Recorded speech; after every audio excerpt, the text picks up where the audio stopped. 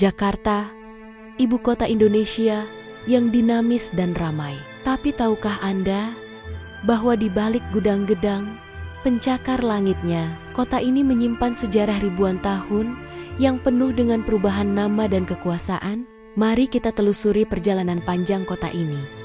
Dari sebuah pelabuhan kuno hingga menjadi salah satu metropolis terbesar di dunia. Kisah kita dimulai jauh sebelum nama Jakarta ada. Pada abad ke-5, wilayah ini adalah bagian dari Kerajaan Tarumanegara, salah satu kerajaan Hindu tertua di Nusantara.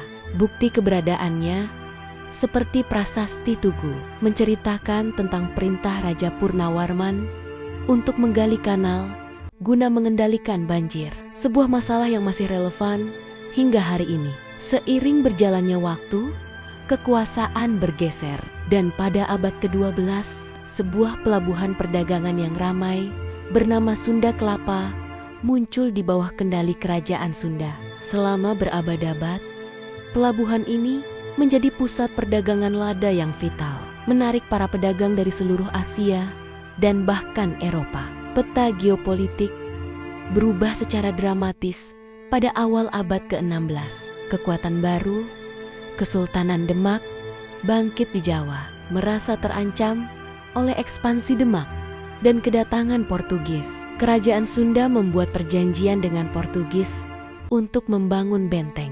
Namun, aliansi ini tidak pernah terwujud.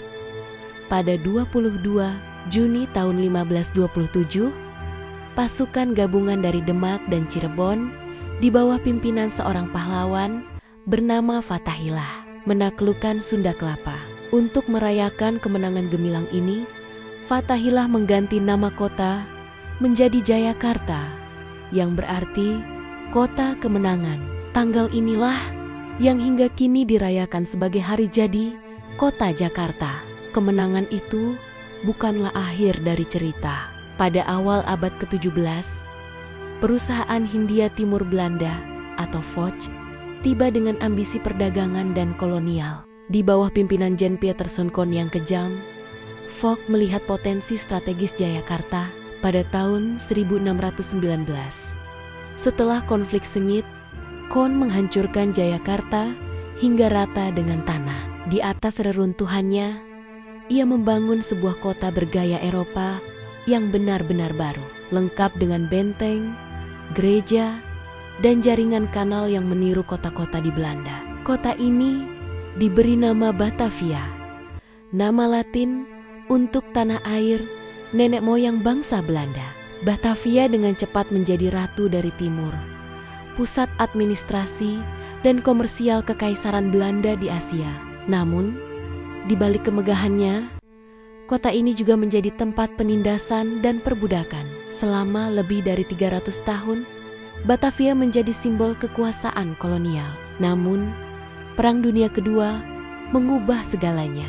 Pada tahun 1942, pasukan Kekaisaran Jepang merebut Hindia Belanda.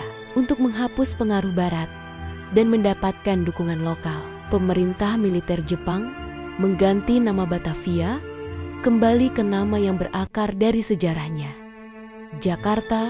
Meskipun pendudukan Jepang singkat dan brutal, periode ini menyulut api nasionalisme Indonesia. Tepat setelah kekalahan Jepang, pada 17 Agustus tahun 1945, proklamasi kemerdekaan Indonesia dibacakan di Jakarta, menandai lahirnya sebuah bangsa baru. Setelah kemerdekaan, nama Jakarta secara resmi diadopsi sebagai ibu kota Republik Indonesia. Kota ini menjadi pusat pemerintahan, politik, dan budaya bangsa yang baru lahir. Di bawah kepemimpinan Presiden Soekarno, Jakarta memulai era pembangunan monumental dengan proyek-proyek ikonik seperti Monumen Nasional Monas, Stadion Gelora Bung Karno, dan Masjid Istiqlal yang membentuk cakrawala modern kota. Dari sebuah pelabuhan sederhana menjadi kota kemenangan, lalu pusat kekaisaran kolonial, dan akhirnya jantung sebuah negara merdeka. Jakarta adalah cerminan dari perjalanan Indonesia itu sendiri. Sebuah kota yang terus berubah, beradaptasi, dan tumbuh, membawa serta lapisan-lapisan sejarahnya yang kaya dalam setiap hiruk-pikuk kehidupannya.